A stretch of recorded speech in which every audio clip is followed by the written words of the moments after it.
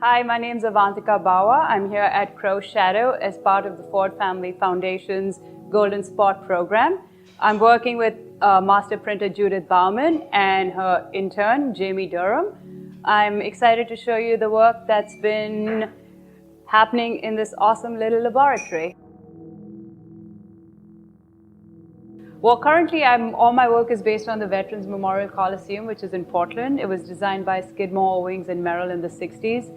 And my fascination with that building started by just walking past it a lot and then knowing it was a building that might soon be destroyed or was under scrutiny. And the fact that the Trailblazers won their one and only championship out there.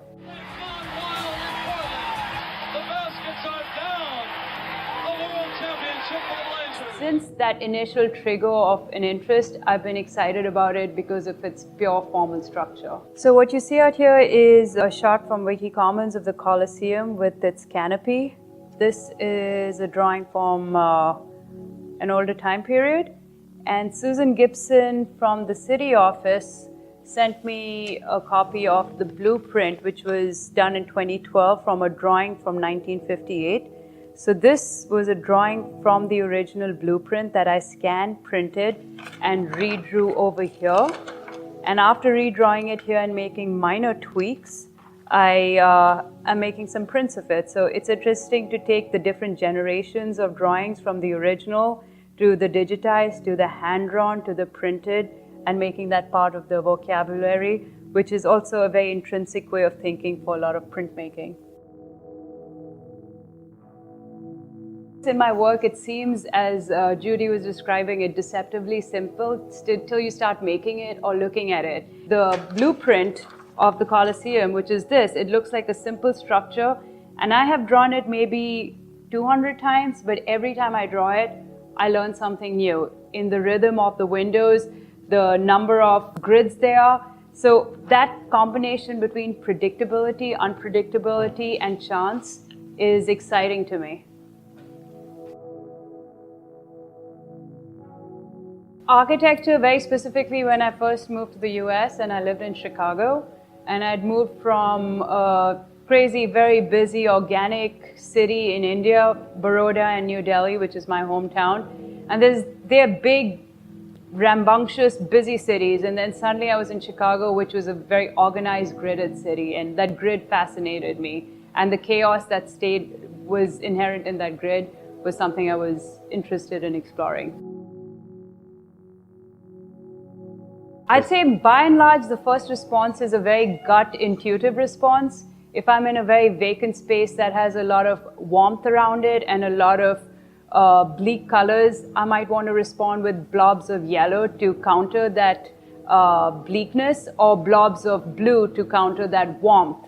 So it's really a gut reaction, and honing into that gut reaction is crucial because I expand upon that reaction through the process of making the work. My installations as well are a way of responding to a specific site. And I think of the site as a question mark, and the work I make in response to it is my answer. There's a yellow installation. It was done at the Bush Barn Center in Salem. And it was at a time when we were just getting past winter and entering spring. So it was a nice way to just splash yellow in that space that overlooked an open green field. So yellow felt like a natural choice to kind of embrace the sunshine that was laying ahead, but not quite there yet. Color is extremely important. As I was telling you at the beginning, my work is very formal, so there's not a lot to work with. But if I'm working with just line, shape, form, and color, the kind of lines I use become extremely crucial, likewise with the color.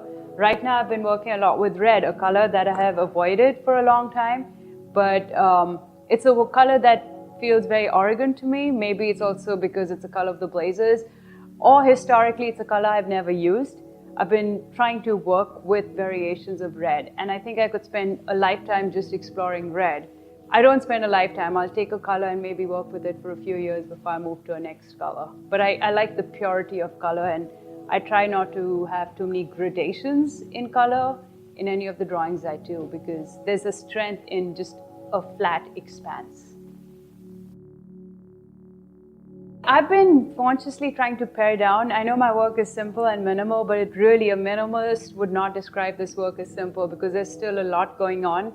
So I'm consciously trying to just stick to a single theme. And right now my theme is, or my exploration is, the Veterans Memorial Coliseum, and seeing how far I can make as many drawings and prints and iterations of it as possible without getting bored or without letting the works feel too repetitive. My theme as such right now is exploration of a single idea.